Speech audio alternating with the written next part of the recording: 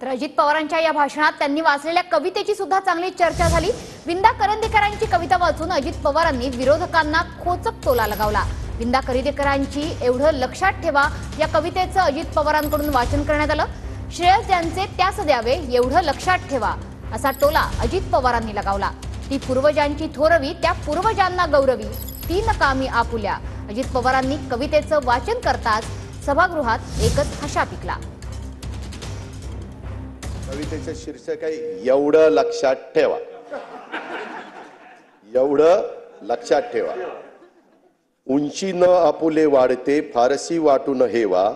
श्रेय ज्यांचे त्यास द्यावे एवढं लक्षात ठेवा। ती पूर्वजांची थोरवी त्या पूर्वजांना गौरवी तीन कामी आपुल्या एवढं लक्षात ठेवा। जाणते जे सांगती ते ऐकून घ्यावे सदा मात्र तीही माणसे एवढं लक्षात ठेवा। चिंता जगी या सर्वथा कोणा न येई टाळता उद्योग चिंता घालवी एवढं लक्षात ठेवा। विश्वास ठेवावाच लागे व्यवहार चाले त्यावरी सीमा तयाला पाहिजे एवढं लक्षात ठेवा।